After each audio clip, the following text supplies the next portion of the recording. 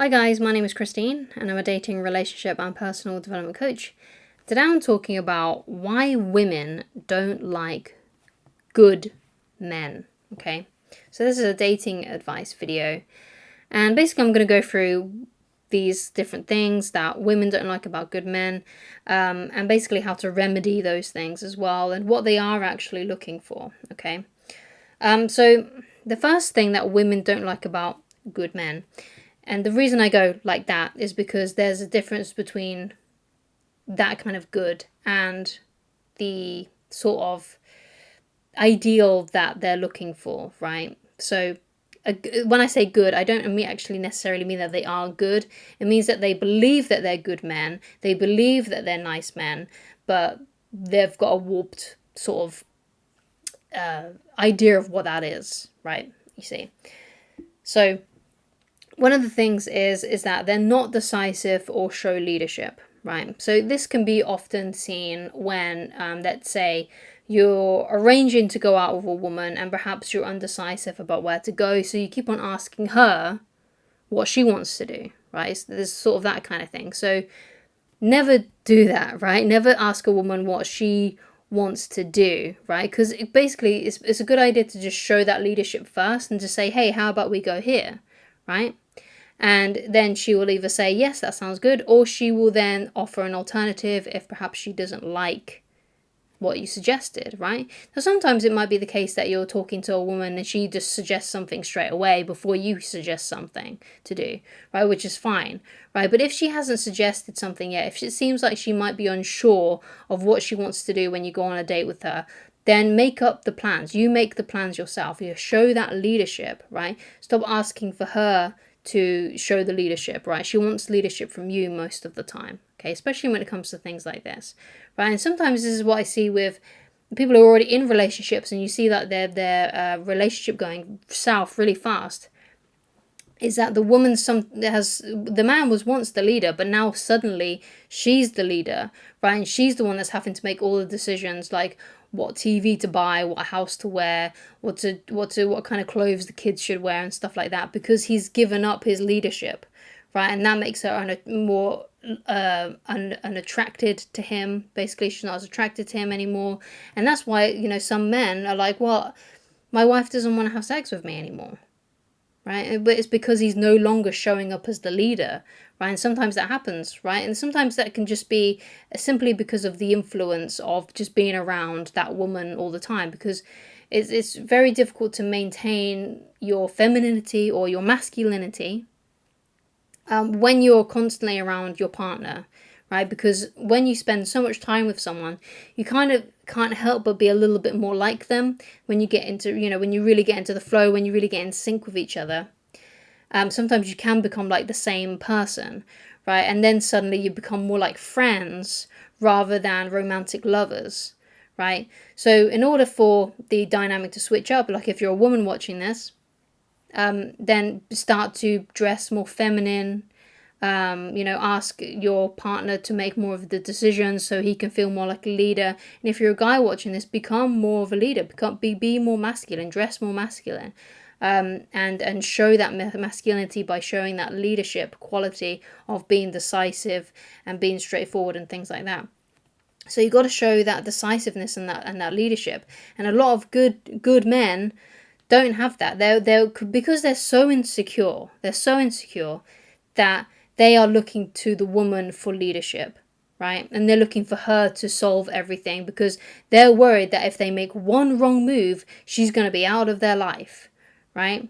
Which is a really, really ridiculous way to live. Like if you only need to take one step wrong with a woman and you lose her automatically, you never had that woman in the first place. So it's actually a good thing that she's gone if that kind of thing has happened, right? So another thing that women don't like about good men is that they are inauthentic and not honest, right? So classic example of this is that a man really likes a woman, like he's super attracted to her, and he really wants to ask her out. He really wants her to be his girlfriend. But what he does is he pretends to be her friend, right? And it may be the case that he's actually genuinely interested in being her friend too, but he's using the friendship as an excuse to get close to her, right? So he's being inauthentic. Like, if you really like a woman, you just ask her out, right? Just ask her when she's available to hang out with you, right? Ask her if she would like to go out on a date with you, right? Tell her that you think she's really hot, that she's really beautiful, that she's really cute, and that you'd like to get to know her better, and ask her when she's available to hang out with you. That's what you got to do, right? Not be, oh, I'm a bit unsure, so I'm just going to be a friend, and then I'm just going to test the waters. That shows weakness, right? And it's also inauthentic, because you actually really desire her, right? But instead you're trying to be a pal. So it's almost like you're wearing a friend mask, but really behind the mask you're attracted to her. That is being inauthentic. That's not being true to you, and that's not being honest to her. And she's going to be able to tell. Now, she might not be able to tell if you actually like her or anything like that, but she'll be able to tell that something's off and your friendship isn't genuine. And she may not know the reason behind that, but she's going to be able to tell. So if you've ever been friend zoned by someone that you really liked, by a woman that you really like, that's probably why, because you tried to be her friend first and you didn't, offer, just say to her your truth, right? And even if you did do that, right, and you still got friend zoned, at least then you did what you needed to do. At least then you asked her out. At least then you went for it and you shot your shot, right? You should, yeah. So, right. So don't be inauthentic. Be honest, right? Even if it's polarizing, right? This is something that I learned about in Mark Manson's book called Models. Even if you have an opinion that is really strong, and you feel like it might offend her, say it anyway, because that's your opinion. That's what you believe. You can't just be like, oh, I'm really unsure. I'm really worried about what she's going to say if I talk about my political beliefs. I'm really worried how she's going to react.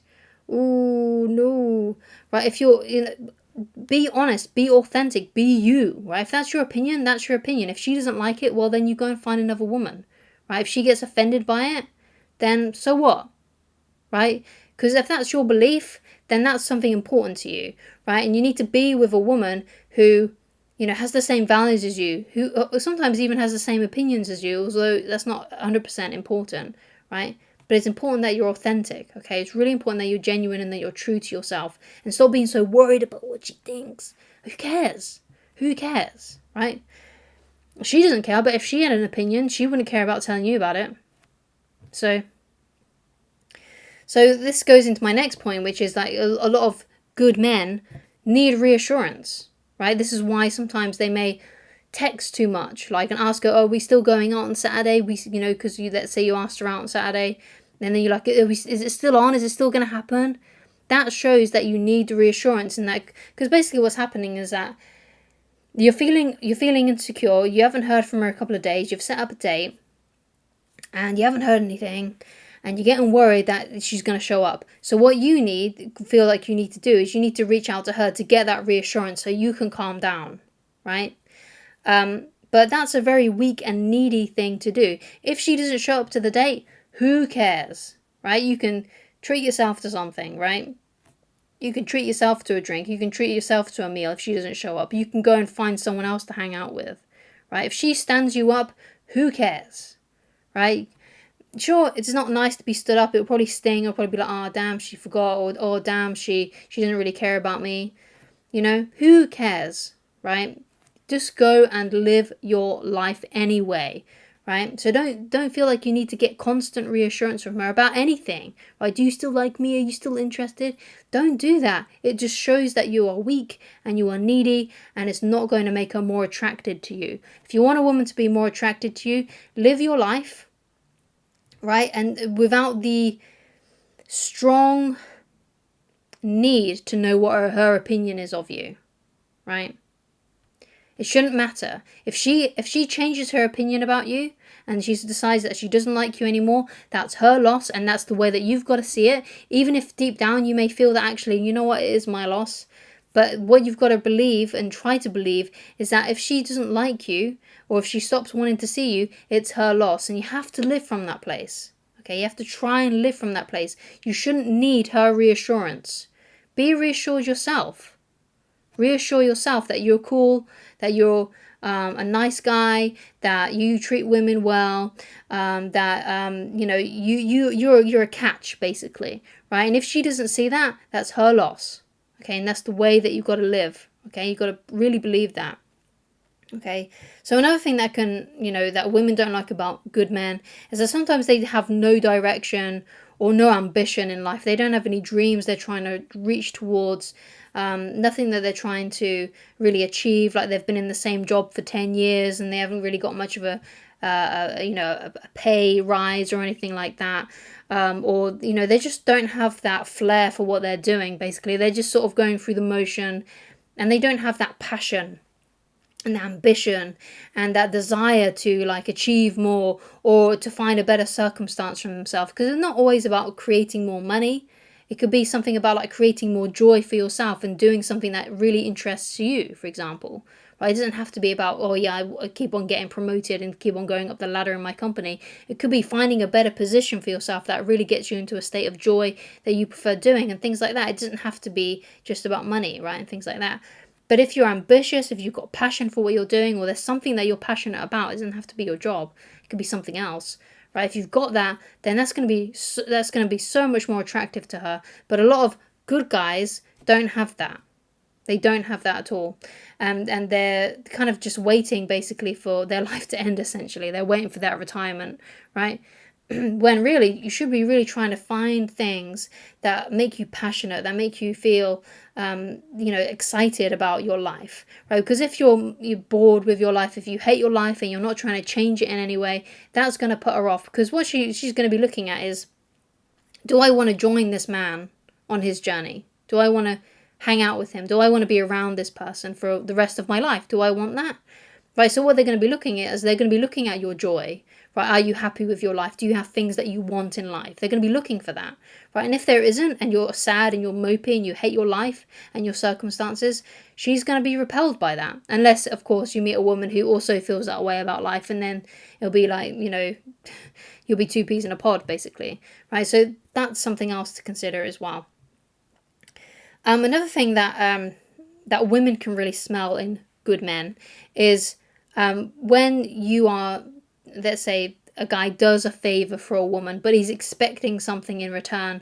Like he's helping her out, he's being her friend, he's being pally with her, he's doing all these favors for her because he's hoping that one day they'll be able to date and there'll be romance and he'll be able to get in her pants, essentially, right? So she might be able to tell that, right? So a lot of women can smell that a mile away. If a man is doing plenty of favors for her and he's being pally and he's being friendly, he might actually be being really nice. But she can tell, again, that in authentic intention, right? And it's all about intentions with women, right? If your intentions are authentic and you're real and you're being honest about who you are, about your opinions, and you're being honest about how attracted you are to her, if you're being honest and open and you're being sincere and true, then they will like that. But if you're not, if you're hiding behind all these masks, if you're doing favors, hoping that you're going to get a favor, things like that, they're going to be able to tell that. Even if they don't know exactly what it is, they're going to be able to sense that something is off, okay? And that's essentially why some women don't like these good men, right? These nice guys, because they can tell that they're not being authentic and they're not being true to who they are and they're hiding behind these masks, okay? So another thing as well is that like a lot of people get wrong is that, okay, so if I'm not going to be a nice guy anymore, I'm going to be a mean guy, I'm going to be not nice to her.